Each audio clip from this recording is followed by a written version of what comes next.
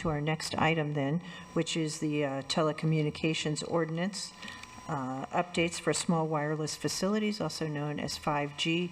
And the purpose of this conversation is so that folks can present their latest information, and we can have a Q&A about it.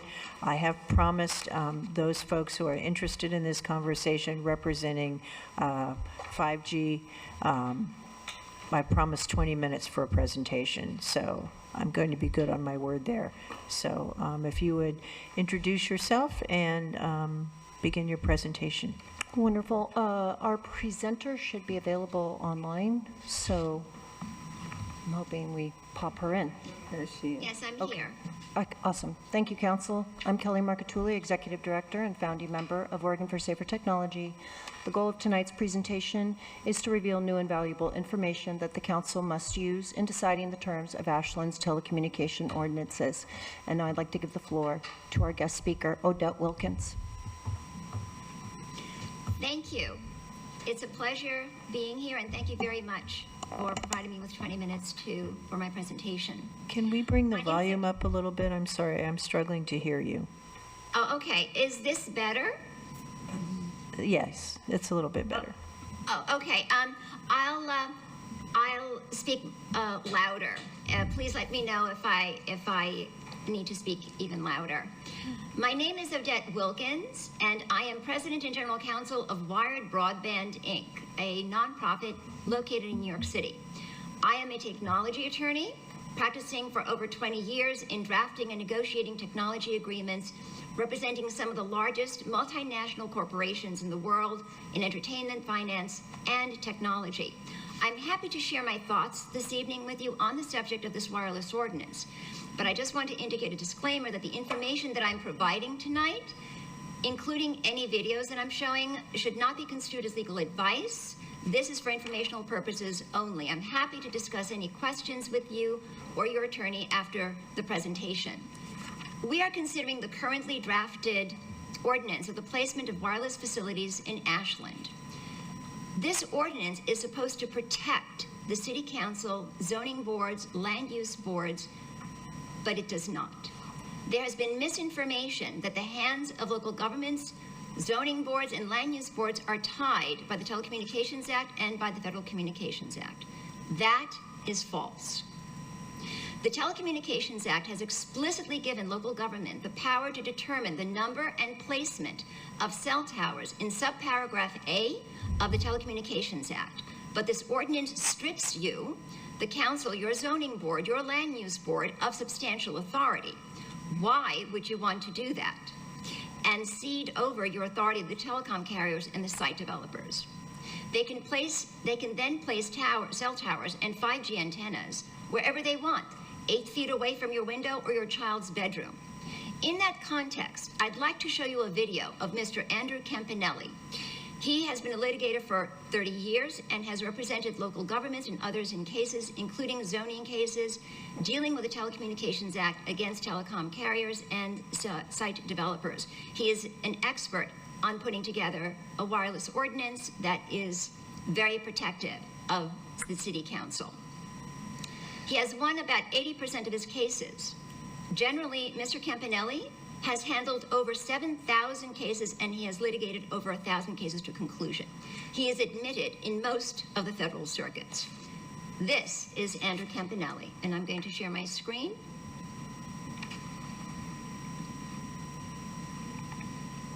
It's a brief presentation.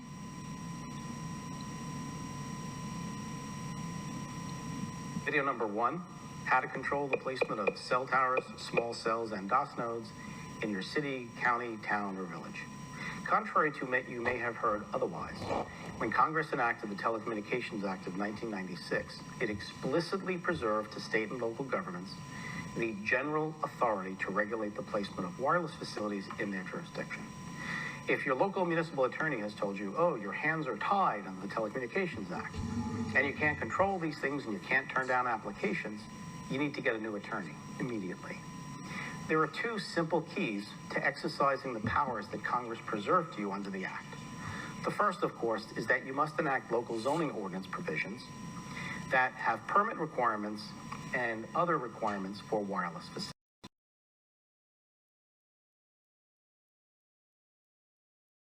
May I, Odette? Yeah, we just cannot have, oh, there we go. Now we can see Mr. Campanelli on the screen. We had not been able to prior, so you are now with us. Okay, great, and you can hear him. Yes. Thank you.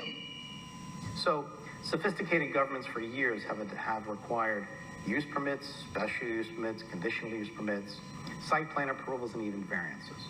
And they'll set forth restrictions on which district you can put them in, height Okay, limitations. stop, pause. Yes? Yeah, we're having an echo in here that's too intense for us to hear. In fact, it's... Okay, then I'll stop sharing. I'll stop sharing. But the upshot is that you have. I'm sorry. Can you hear me? Yeah, the Hold on echo one is second, it. we're having, okay, there you go. Now everything's fine, we shut it off, it was echoing in here, I'm so sorry. But I think we got the gist of it, please keep going. Okay, that's perfectly fine. I just wanted you to hear it from the expert. So basically, the upshot is that local governments need to exercise jurisdiction. You already have the authority. The federal government in the Telecommunications Act has already given you the authority to regulate the placement of cell towers. And you just need to exercise that jurisdiction by providing protective ordinance provisions that preserve your rights and allows you to absolutely control the placement of those cell towers, not the site developers, not the telecommunications carriers. That's the purpose of an ordinance. Your ordinance protects the telecom industry. It does not protect you, as far as I can see. And I've negotiated many agreements and many things with very large corporations.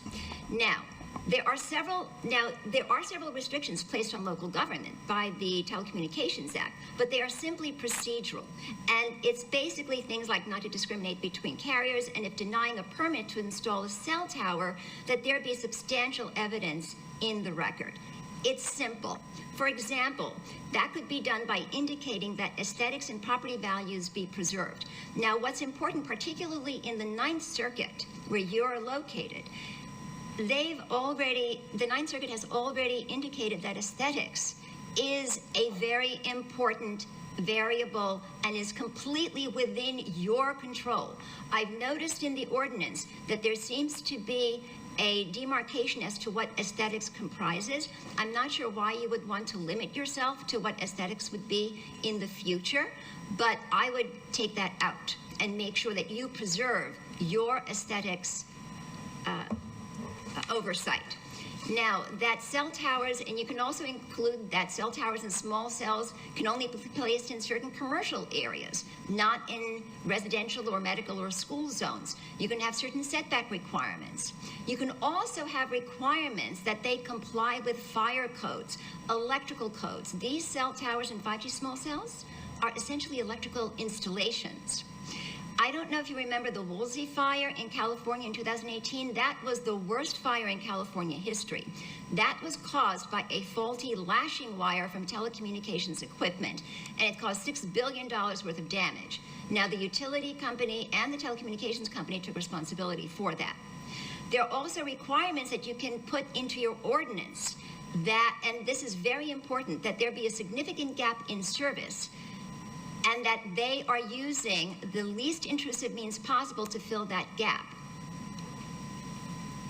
Do not accept propagation maps. They need to be drive-by tests. Most federal courts require that you have these two, that the telecom carriers have to have these, that they have to comply with these two tests. But nonetheless, you need to include it in your ordinance because there are certain federal jurisdictions where you need to be explicit about it. Now, Mr. Campanelli also refers to FCC compliance reports that are included with the applications. He stated that he found, of those that he has reviewed, and he's reviewed many, that about 90% of the time they were false. You really need an expert attorney to review these FCC compliance reports and anything else that they submit in order for you to make sure that you are protected. Now, with respect to computer-generated propagation maps, they are used by the industry that purport to show gaps in phone service. The FCC Enforcement Bureau found them to be inaccurate, and the accuracy rate was at best 64.3% and at worst 16.2%. FCC field agents performed drive-by tests in 12 states, over 10,000 miles, almost 25,000 tests. They did a very thorough analysis, and these were the results that they found. And as a result, the FCC staff has recommended that the FCC no longer accept computer-generated propagation maps without actual drive test data to back it up. That is under the FCC Enforcement Bureau's report entitled Coverage Maps Investigation, GN docket number 19-367. That is what you should be requiring in your ordinance, a drive-by test. Do not just accept computer-generated propagation maps. You need an expert attorney in federal regulatory law, since it is highly procedural, and a general practice or municipal attorney, although they may be very good, are ill-equipped to draft an ordinance that will protect your authority or protect the residents of your city. Now, 5G has been touted to bridge the digital divide and to provide everyone with access. Unfortunately, that is not the case. The U.S. Government and Accountability Office, in its report in 2020, stated that this is not a direct quote, but paraphrasing, that the 5G deployment is likely to exacerbate disparities in accessing telecommunications services. So the digital divide is not going to be necessarily resolved by the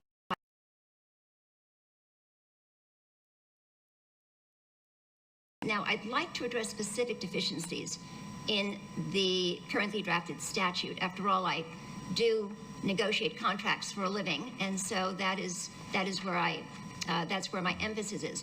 The primary thing that I look for as an attorney whenever I negotiate an agreement, or I look at liability and insurance. What are they going to indemnify us for, and what is their liability, and what insurance do they have in order to make sure that they can stand by their liability obligations. I found in section 13.02.110 under liability that the permittee shall be liable to any person who is injured or otherwise suffers damage. And then I look at the insurance, and the insurance simply states that they're going to cover for personal injury, but what's not stated is that insurance companies will not insure for any personal injury from wireless radiation, from electromagnetic radiation. There is an automatic standard pollution exclusion in the policy. So what you're basically getting is ice in winter.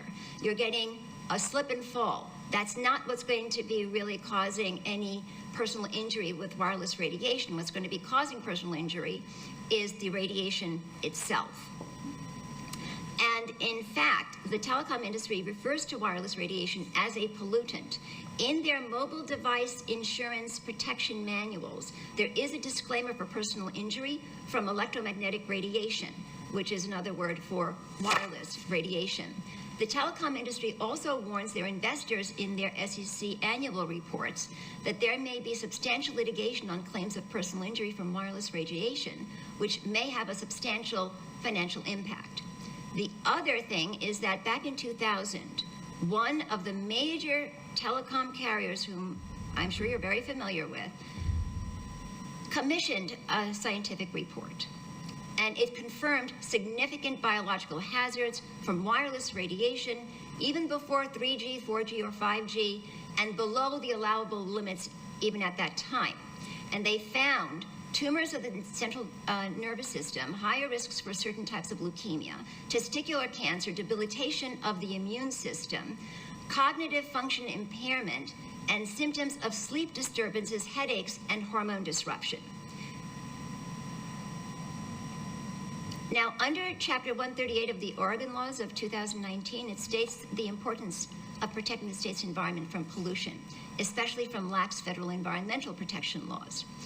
Last year, the FCC's emission limits were discredited by the DC Circuit Court of Appeals. Those limits date back to 1996. The court remanded those limits back to the FCC in light of 11,000 pages of scientific studies showing biological harm, including to children, and personal accounts of harm and injury. Now, under 13.02, I'm sorry, how am I doing for time? How much more time do I have left? I'm on the edge of my seat. Keep going.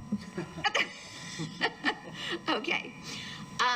In section 13.02.300, standards for small wireless facilities in the rights of way, there was an addition added, which is a bit questionable. The city will adopt additional specific design guidelines periodically for small wireless facilities by resolution to remain responsive to changing laws and technology. That is basically giving the telecom carriers and the site developers carte blanche to add whatever provisions they want to this contract, or to this, I'm sorry, as a contract attorney, I think of this as a contract, to this ordinance. And it makes it binding on you without your review or approval. They have complete control to change this ordinance at their whim. Is that what you want? That is what that sentence means. In 13.02.301D, routine maintenance and replacement, it states such a permit must be issued to the applicant on a non-discriminatory basis upon terms and conditions applied to any other person performing similar activities regardless of technology in the rights of way. This is not required by the Telecommunications Act, nor is it feasible, and it's very onerous. That's a nice little bonus for the telecom industry. Of course, the federal law says that it's supposed to be done on a non-discriminatory basis, but that is a question of federal law. They are trying to make this into a contractual obligation so that they can use that as a, basically, as a sword to have a litigatable point against you to say that you're doing things on a discriminatory basis from a contractual point of view. You don't need to do that. It's already stated in the TCA. Strike it out. 13.02.301E, it states annual random inspections to determine if the wireless facilities comply with the FCC limits. That's good. However, there should be added that in the case that the city deems it necessary, if you deem it necessary for whatever reason, that you can do other unannounced tests within a year, also paid by the permittee.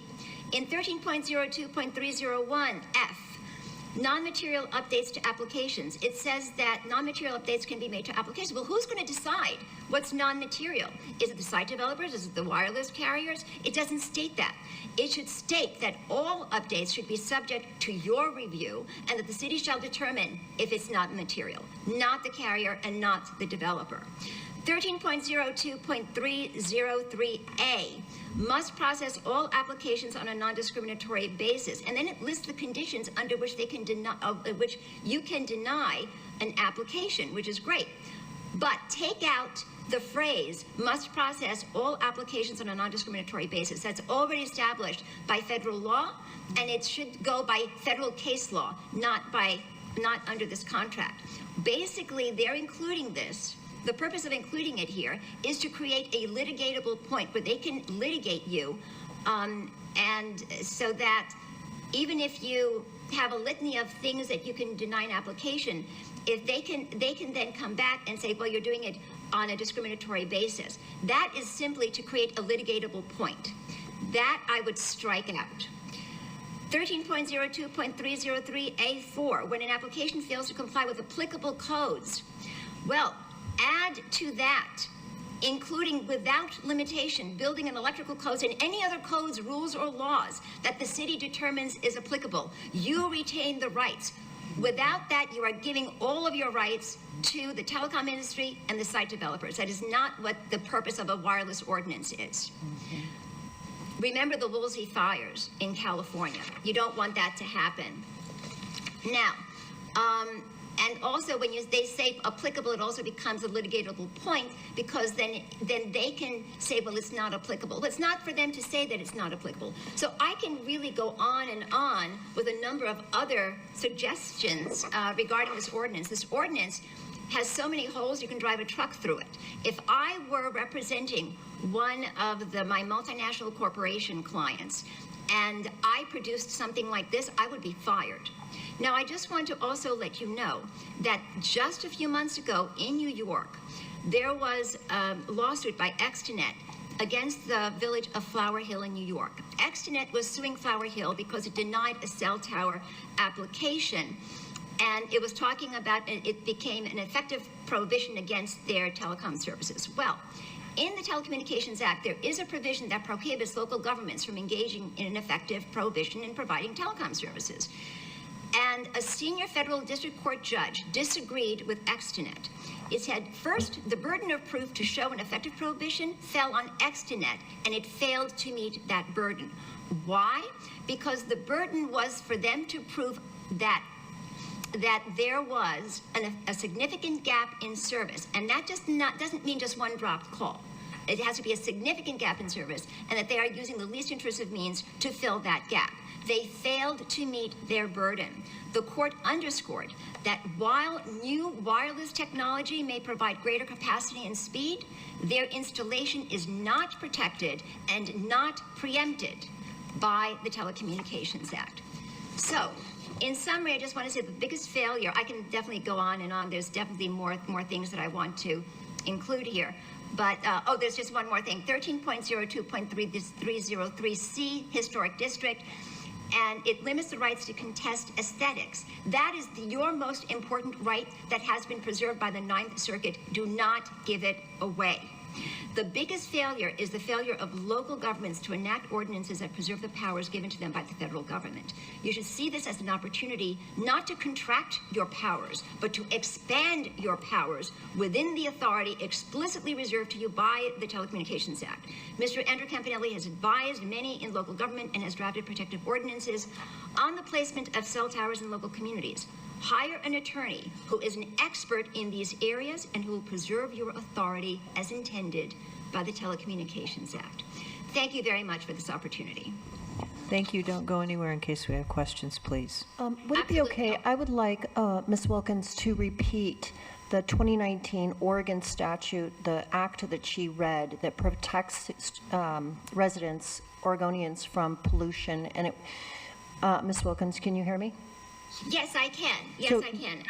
I'm trying to locate it in my notes. You went very, very quickly because I know you were racing that clock, and so some of your dictions was a little unclear, I think. Is that fair to say? Or you guys heard her great? I think Okay. we all got it. Okay. I actually had other questions, but I appreciate that. Okay. But I'll wait until you have let us know that you're done with your presentation portion, and then we can do Q&A. No, she is available for questions. Okay. Just right off the top. I'm sorry, it's Chapter 138 of the Oregon Laws of 2019. Thank Chapter you. 138. Chapter 138. Thank you very much. We will look that up if we have questions. My first question to you, and thank you for clarification, is you said we can limit numbers of towers, and that caught my, so is there a limitation to that limitation? In other words, can we limit the number and say we're going to only allow one? I mean, is there, how does that work? Well, what you can do is you can say that you don't want a cell tower or a 5G small cell. You can say it has to be one every 1,600 feet or 2,000 feet, or it has to be, so otherwise you're going to be getting 5G cell towers, every 100 feet or 30 feet. And you can also indicate the distance, that it can't be anywhere, you can't have it 8 feet from a child's bedroom, which is exactly what's been happening, or 30 feet from a child's bedroom.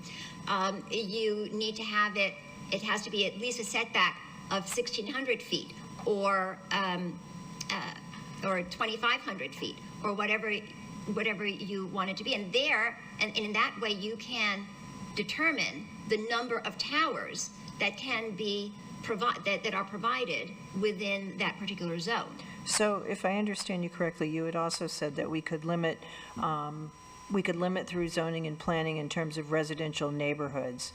So if we were to say, and I don't know the will of this council, but if we were to say we want to limit or prohibit in residential areas, for instance, that's within our purview, correct?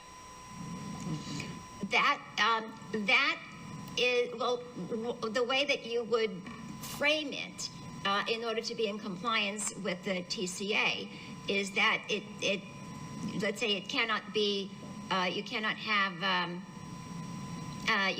it within, within a mile of a residential neighborhood. It has to, it has to be in a commercial area. Okay, so you would have to give specifications. I understand. So a specific distance within a residential area. Sorry, guys, I just have one more. I just want to fine point this. So if we say it can't be, we'll use back of the envelope, a mile from a residential area.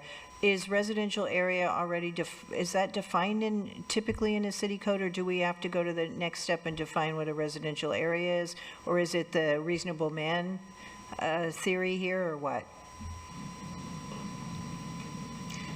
Well, I'm not familiar with your particular ordinances, so I don't know what is typically defined as residential areas, or what is considered a residential area in your area, in your city, and whether that's going to be sufficient.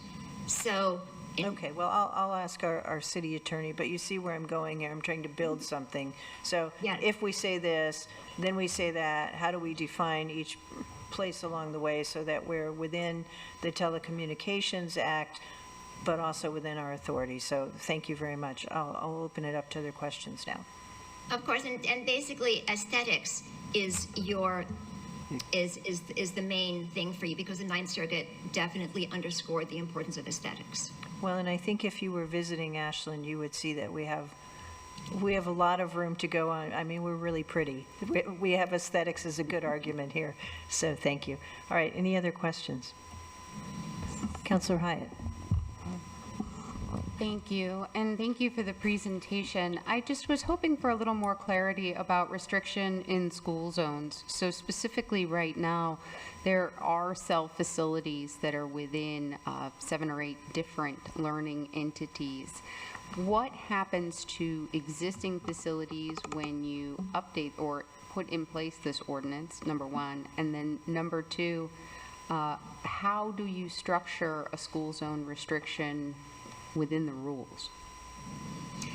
Right. I would say it would basically be the same as you would for a residential area. I'm actually not an expert on putting together these ordinances. Andrew Campanelli is the expert. I'm very good at picking apart an ordinance in terms of consistency, protections, and other things like that. In terms of the procedural part, he is really the expert, because it really depends on what your case law is in your area, in the Ninth Circuit. We have particular case law in New York, so we follow the New York case law. I don't know what the case law is in Oregon. I'm not really sure, or in the Ninth Circuit. So that would be a question for Andrew Campanelli, really. Thank you. But it is very, but I just want to say that it's very dangerous having it in a school zone or anywhere near children, because there have been areas where students, as well as their teachers, developed cancer and died. And this is in California, when they located a cell tower close to a particular room, to a facility, to a building, and a lot of the students and the teachers in that facility became sick soon after the cell tower was installed, and some of them died of cancer, including this woman's son. So this is a very dangerous technology. It's very hazardous, and as much as the industry is trying to tell you that, oh, it's unsettled, it's not unsettled. It's very settled. And the major telecom carrier came out with a report in 2000, which the scientists that it commissioned delineated all of the results of its epidemiological studies. And there have been a litany of studies, thousands and thousands of scientific peer-reviewed studies of hazards. And people are suffering, the children are suffering, and you do not want to have that 8 feet away from your window or your child's bedroom. Thank you. Maybe Doug can look up the Ninth Circuit. Obviously, we have an attorney here, so he can potentially look that up in terms of school zones, which would be helpful. Councilor Duquesne.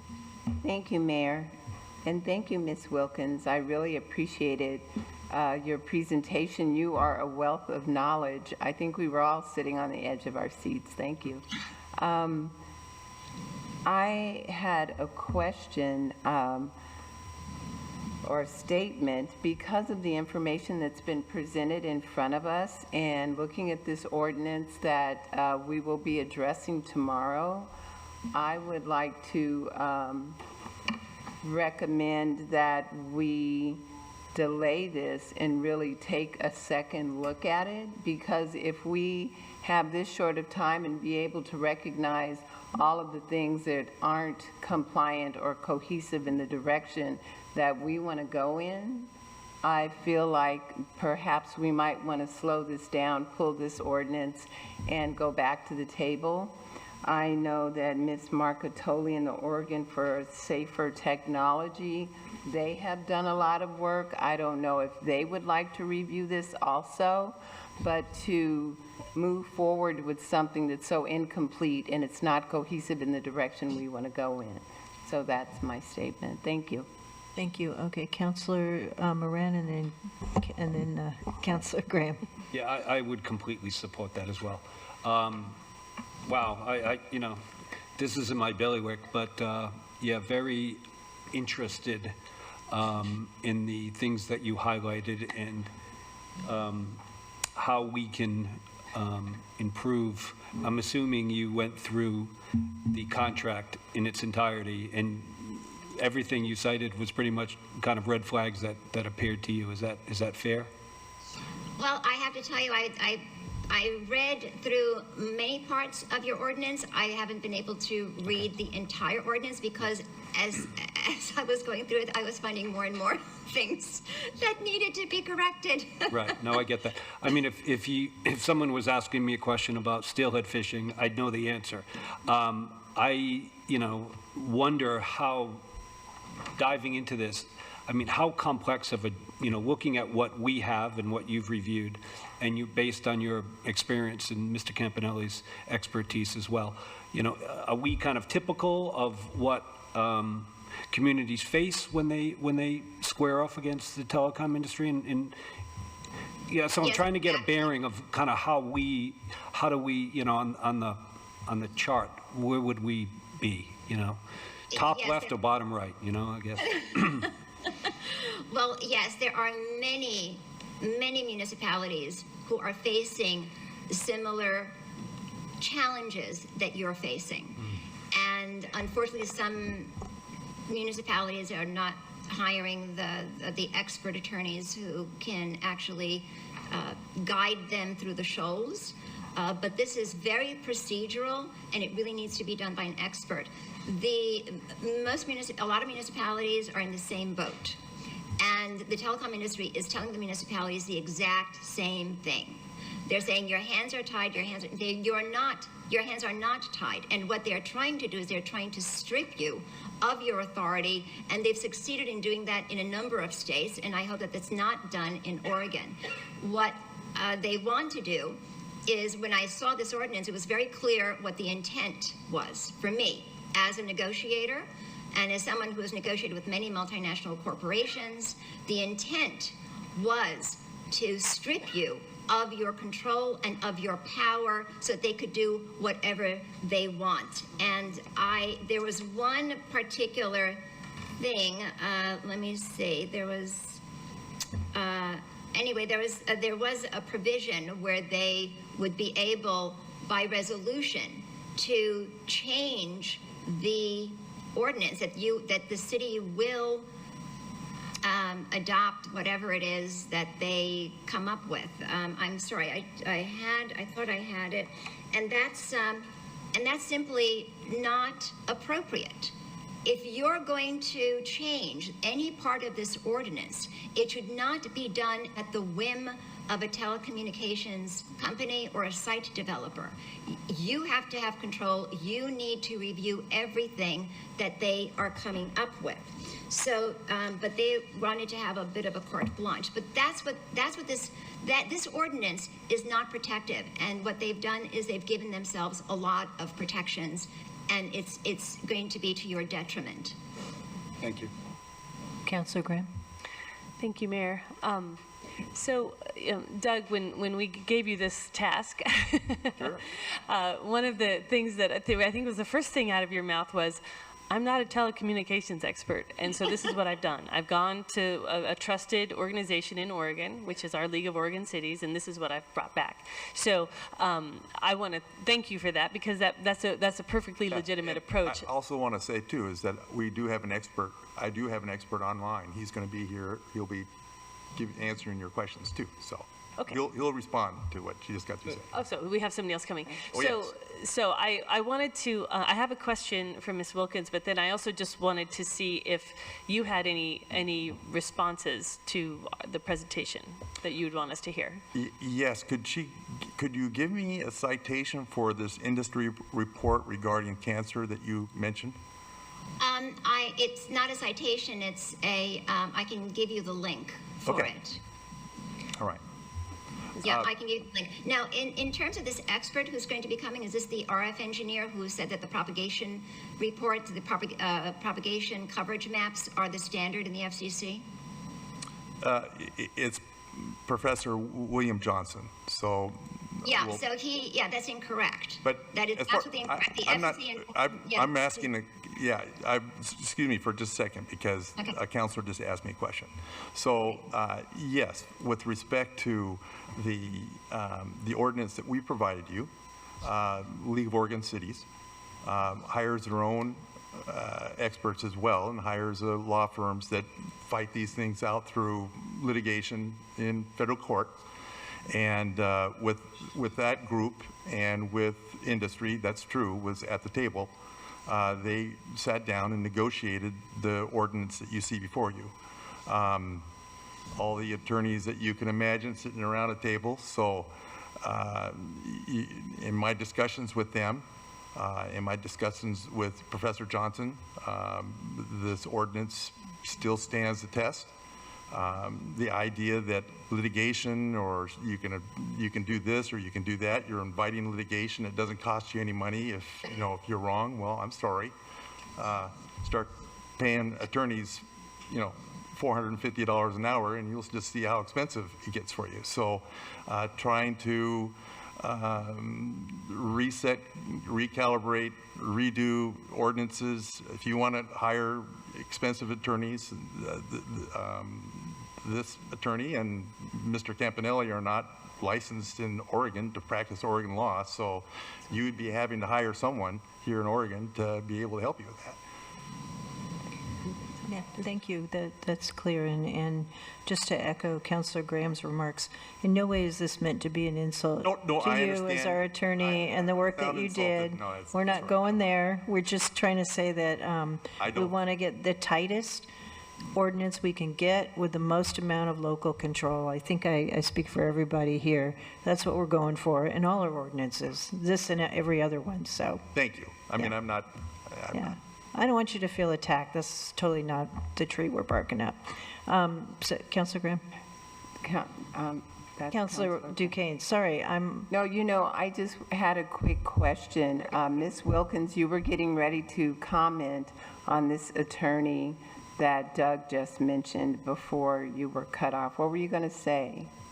Oh, that's fine. I apologize. I didn't mean to cut off your attorney. No, I wanted to hear what you were going to say. Okay. It was the RF engineer who indicated that the propagation maps, the coverage propagation maps indicating where there's a gap in service is the standard. It's not. The FCC Enforcement Bureau has already recommended that it has to be, that they need to be supported by drive tests, where you actually drive by and you call numbers to see if there's actually any dropped calls. They were completely inaccurate. The FCC Enforcement Bureau found that at best it was about 64% accurate, and at worst it was 16% accurate. So what you want is accurate propagation maps, and the only way you can get that is really by driving by. And also, the FCC, they're supposed to provide FCC compliance reports with their applications. Mr. Campanelli has indicated that that the reports that he's reviewed are about 90% false. 90% of the time, they are false. Now, I just want to, if I can just say something with respect to Andrew Campanelli. He does not need to be admitted in the jurisdiction of Oregon in order to be able to provide you, and he's also been pro hoc vice in many jurisdictions, and he's also admitted, I believe, in the Ninth Circuit as well. But he does these ordinances, and he charges a very reasonable flat fee in order to do these ordinances. He's done it for many states. He's done it in California. He's done it in New York. He's done it in many jurisdictions, and he's extremely reasonable. So I would definitely recommend that you hire Mr. Campanelli, who is an expert at this, and he will provide the maximum protections for you based on your case law so that you are protected. Thank you. It seems to me that the plot hinges on this service gap thing, right? So they can apply and receive a permit for cell towers if they can prove that there is a service gap, correct? In other words, dropped calls, you can't get a call, you can't get, do I understand that? There needs to be there's a two-part test. One is that they have to establish a significant gap in service, which means that not just one or two drop calls, it has to be a significant gap in service. And the second thing is that they have to use the least intrusive means possible to fill that gap.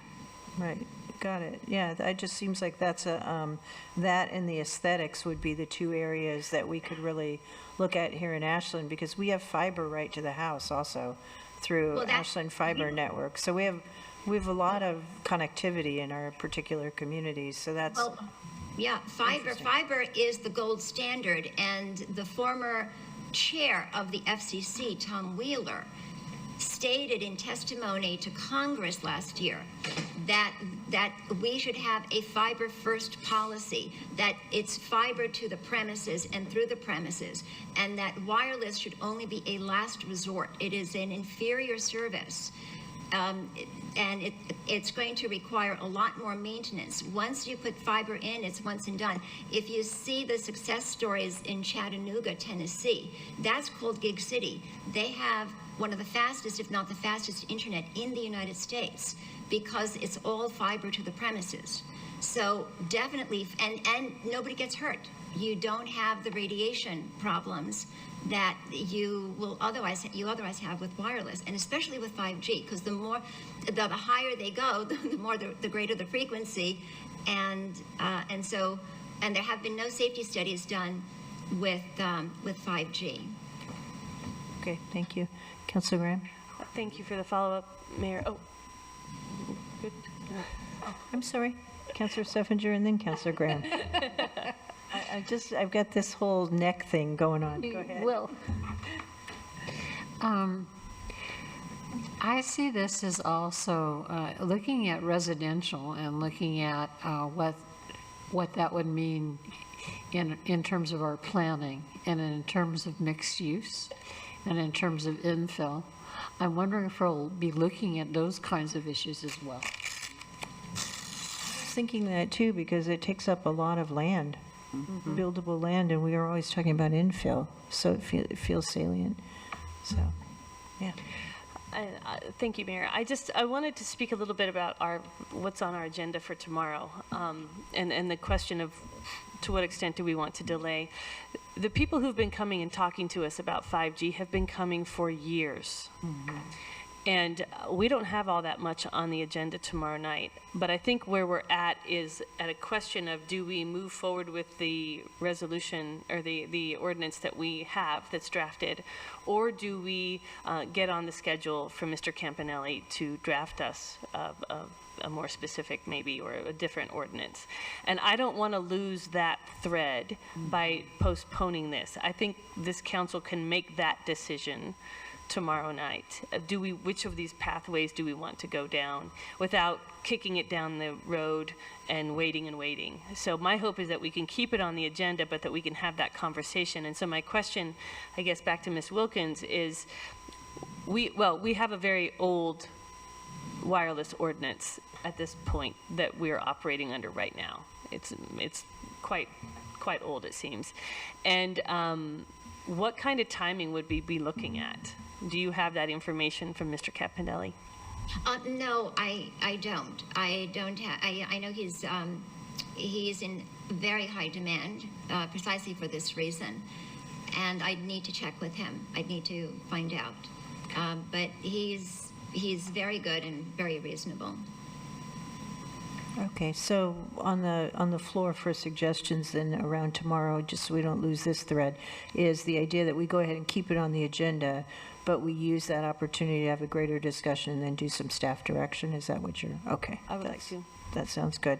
I've been slipped a note that says we have an expert who we're paying by the hour to talk to us, so we should definitely hear from him. So can we please, it's Dr., sorry, his name? It's Professor William V. Johnson. Okay, thank you. And it's information that's in your packet. Thank you.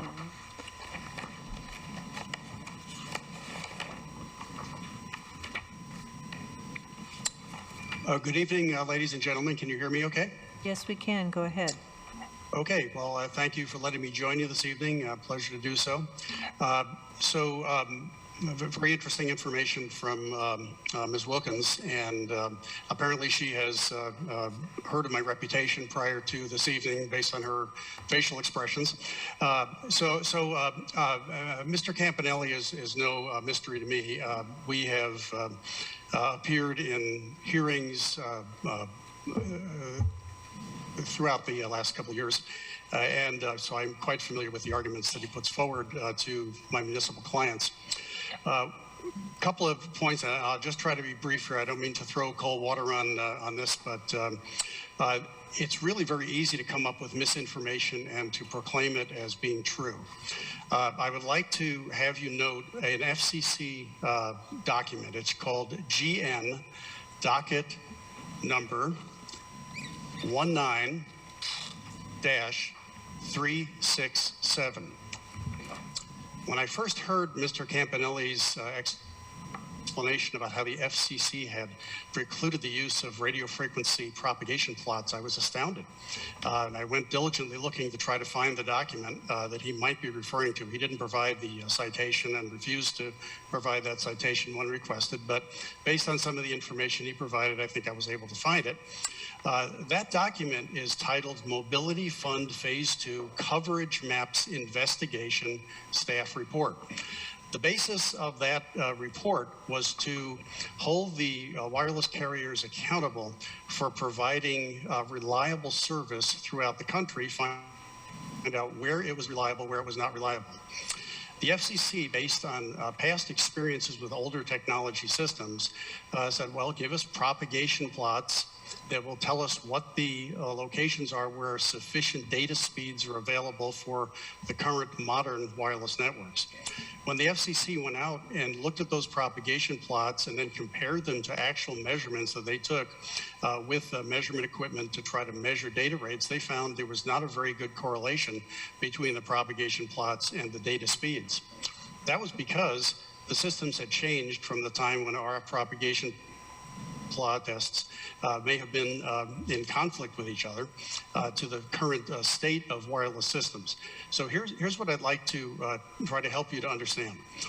If you were trying to host 10 people for a meeting, you'd need a room of a certain size. If you're going to host a meeting for 100 people, you need to have a bigger room. Suddenly, if you go to 1,000 people, you need to have a stadium. And you can see where this is going, that you can't really have one facility that covers everybody, especially if you want to have multiple conversations going on in that meeting. If it's one person talking, that's a wonderful thing. That's called a broadcast, and we watch our televisions and stream things off the internet. When you're trying to do individual communication, there's only so much space that you can do that, and you have to be isolated from one another. This is where cellular communications came into vogue. Cellular communications places essentially a circle on a map that can service a certain number of fixed users, mobile users, from that base station. What's happened over the years is that the cellular system grew to the point that there was not enough capacity within each of those cells.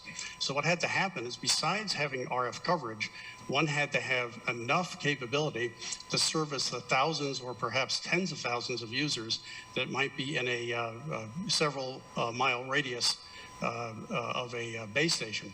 So that's where subdivision of cells started to show up.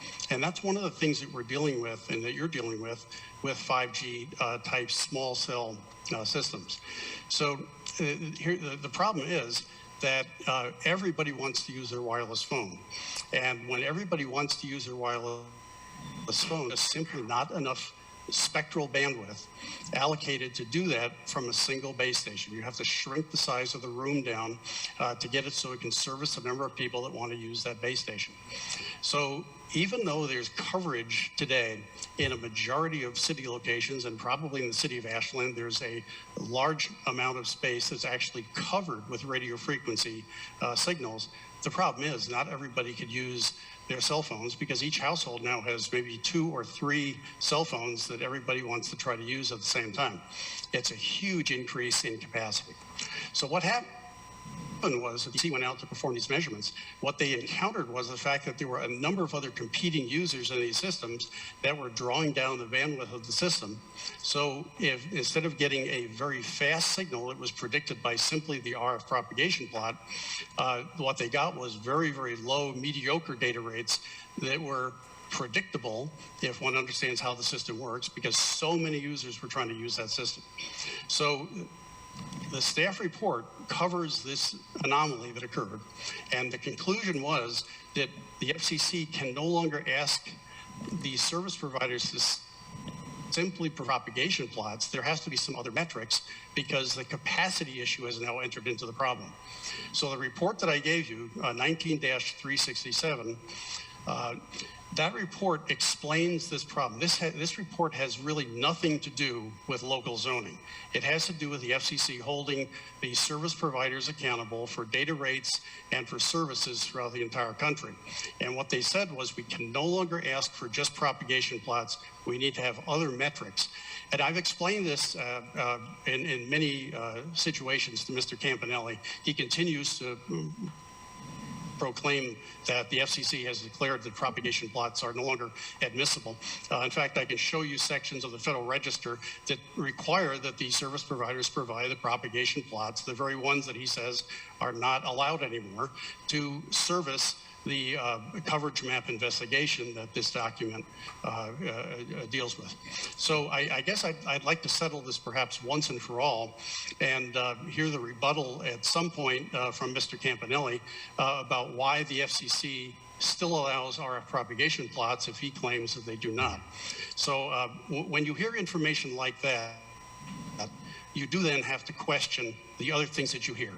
And I would advise the City Council to listen very carefully to your attorney. He's licensed to practice law in Oregon.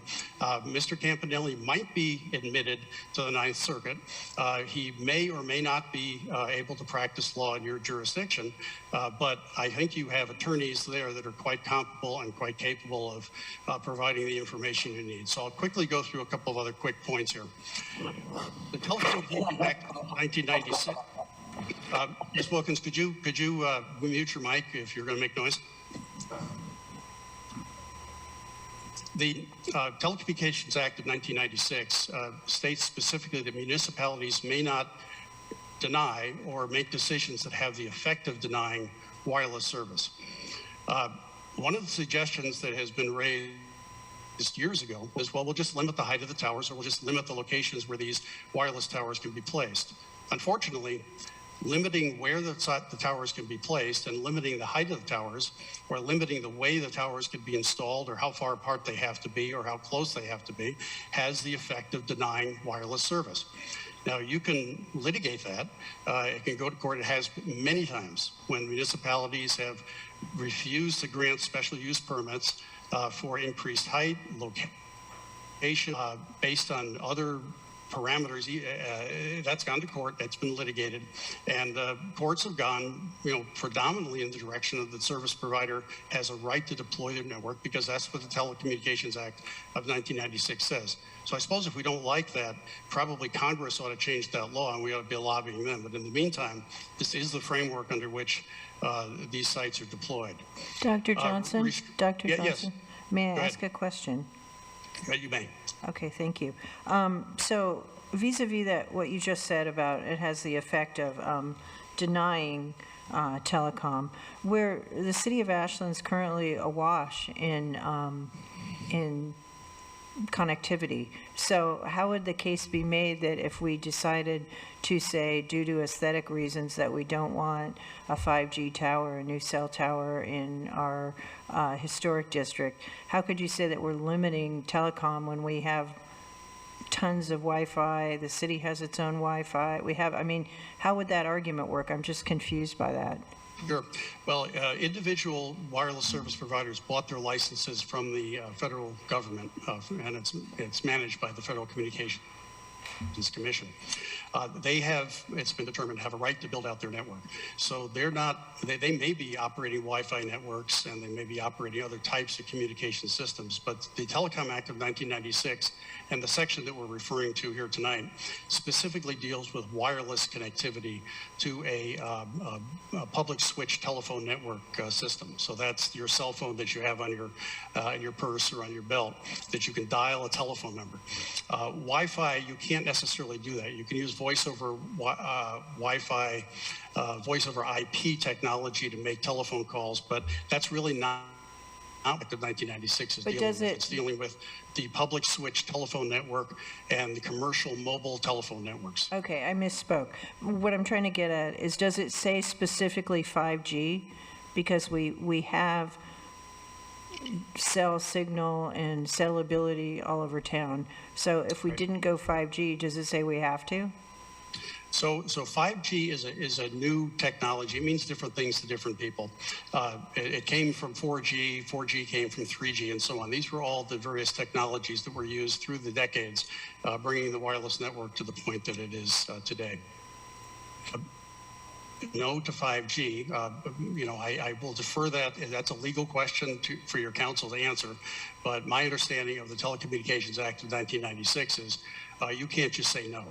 You can't deny or have the effect of denying the provision of wireless services, whether it's 4G, whether it's 5G, or whether it's any other new technology that deals with wireless communications. So With that's respect, one of the constraints I can't understand how you can say that when it says service gap. In other words, the way that they can do it is they can say we have a service gap, but if we have no service gaps, how can you say that we can't say no? Well, there's two types of service gaps. One is whether or not there's actually a wireless signal that could support at least one conversation. And the city of Ashland pretty much is covered with that. You have wireless service throughout the entire city where at least one user can use that system. Now, if you want to have 10,000 users using the system, now you need to talk about capacity issues. It's not just a matter of having a wireless signal. It's a matter of subdividing that wireless signal into small cells, which then can support 10 or 15 users at a time, and that's where you build up to the 10,000 users. So a significant coverage gap, some will argue that only has to do with whether or not there's a radio frequency signal in the area. But as the FCC determined when they went out and measured these data rates, they found that it wasn't just wireless signal level that was important. It was whether or not the network could actually support the kind of use that we expect to have from our mobile phones. And when we're competing with thousands of other users for the resources of the network, you need to have smaller cells. So that goes back to the analogy of having a stadium for 30,000 people or a conference room for 10 people. You can build 30,000 people out of individual small 10-person conference rooms, and everybody can have their own conversations. I get it. We get it. Thank you for explaining it. We get it. Councilor Graham, you had a question? Yeah, it's sort of to follow on, Mayor. Thank you. So who decides if we want service that meets 10,000 people on Park Street? That's my question. You know, what is the standard by which, if it's not the old standard, maybe they haven't developed it yet, but what is the new standard that says that this is not adequate? What you have here is not adequate. I guess that's my first question. Because Sure. It doesn't seem that they have taken away the requirement to show a gap. They're just simply saying that the way we've been doing the gap assessment is not really working. So how do we That's get to correct. that number? That's very well put. So back to that report, which was the coverage map investigation and the staff report from the FCC. What they found was you couldn't just base this on propagation plots. You had to base it on system capacity. So there are measures. You may have looked at propagation plots in the past for sites that were proposed. There's new metrics that can be introduced that show how many users are trying to use the system and whether or not that system is over capacity in that area. When it is, that shows that there's a significant gap in service. It's not a coverage gap because the radio signal is there. It's just that the network can't support it from one base station for that many users. So there are other types of plots and other types of data that one can look at to establish whether or not there is a significant coverage gap. And that can be laid before a planning or a zoning board to make an ascertainment as to whether or not it's justified to put that site in. And I do encourage the code to have that type of provision. And you already have that in your telecom ordinance, that there needs to be shown need. It needs to be the least intrusive, and Ms. Wilkens and I agree on that particular point. It does need to be the least intrusive of all the alternatives that are technically viable, and I'll add that phrase because there's no sense in putting an alternate site on the air that doesn't work. It has to actually provide the service that people want to have to use their cell phones. So I hope that helps answer your question. It's a different set of metrics than wireless RF propagation plots, but RF wireless propagation plots are still valuable tools to try to show where there is a chance of coverage. Thank you. I don't know that I feel satisfied that you completely answered Councilor Graham's question, because the question was who decides how many thousands of people need to have a clean signal, and I don't know that. Can I ask Ms. Wilkens, what's your take on that question? Because I think the plot somewhat hinges on it. Can't hear you. We go back to whether there's a gap in service. Now, Mr. Campanelli, I believe, said that with respect to propagation maps, that propagation maps are not sufficient in and of themselves, that they need to be supported by drive tests. And you need to get an accurate measurement of where there is a gap in service. And a gap in service is not whether you can get 5G or 4G or 3G, it's whether you can actually make a phone call. And just as the court said in Flower Hill, that they underscored that while new wireless technology may provide greater capacity and speed, their installation is not protected nor preempted by the Telecommunications Act. And similarly, with respect to 5G, what happens is that what people don't realize is that when you make a call, sometimes the call may drop from 4G down to 3G it may downshift in order to maintain the call, but you don't realize it's seamless. So it's not like you need to have 5G or you need to have 4G, you just need to make a phone call. And so that is not a very good case for 5G. 5G is really just, has really very little to do with phone service. It can certainly help phone service, but it's really more for downstreaming and for videos and that kind of thing. And that's not protected by the Telecommunications Act. Okay, thank you. Do you feel like you got answered? To a certain extent, I'll think on that for a bit. Okay, yeah, I'm not sure. Yeah, Joe? Can I ask maybe a clarification of the two attorneys? It seems to me that the answer to the question is market-driven. If there are 5 people who want to make a call and the coverage is adequate, then there is no gap. But if there are 10,000 people who want to make a call and the service area shrinks to cover the 10,000 people, then it's inadequate. The communications providers can then adjust or make a request to add towers or service to cover that loss. So isn't the answer that it's demand-driven by how many people are trying to use the system and what they're using it for? If they're using it for streaming or multiple meetings or phone calls, those could all affect the coverage. And if I understand the comment on the maps is that at the time they were studied, the system had expanded its usage requirements or demand so that those maps were no longer adequate. So different measures or new measures were required in order to establish the service gaps. Is that correct? Yes, that's a good assessment. Yeah, that sounds, but the sorry, issue would- wait, go Mr. ahead. Johnson. So I think we all get that. It's about bandwidth and how many things are coming in at once. But what I'd like clarification on is Ms. Wilkens says it pertains to a phone call. Do you agree that that's the assessment, Mr. Johnson? No, it's more than a phone call. Phone calls look like the transmission of data, just like streaming, and wireless service providers provide data services as well as phone calls. The FCC regulations have said that essentially they need to be allowed to provide all of those wireless services. At the time the Telecommunications Act of '96 was written, phone calls were pretty much it. Nobody was streaming anything over their phone. Technology has changed. So that's one of the... Ms. Wilkens, could you mute your mic again, please? Thank you. I find it offensive that you're doing that while I'm talking. Okay, she's not doing that on purpose. We're looking Well, at it. she may not be, but then again, it's difficult to communicate with you. Please, Mr. Johnson. So my train of thought here is lost based on that. So you were asking who, It's okay. You answered my question. I said, is it only pertain to a phone call? And you said it does not, in Yeah, your, okay. in Thank your you. opinion. Councilor Seffinger has a question. I'm just also thinking about, as you talk about, or we look at technologies that haven't been developed yet, like driverless cars, for example. Does the city need to worry about those types of issues when they're looking at their ordinances and, or not? that's going to be an application of 5G technology for sure. 5G technology is going to be required to provide the real-time signals to the autonomous vehicles so they don't crash into each other at an intersection. Okay, thank you. Are there any other questions? Doug? So I just need to ask, Mr. Johnson, have you gone through the ordinance that I've provided to you that's before the council at this point?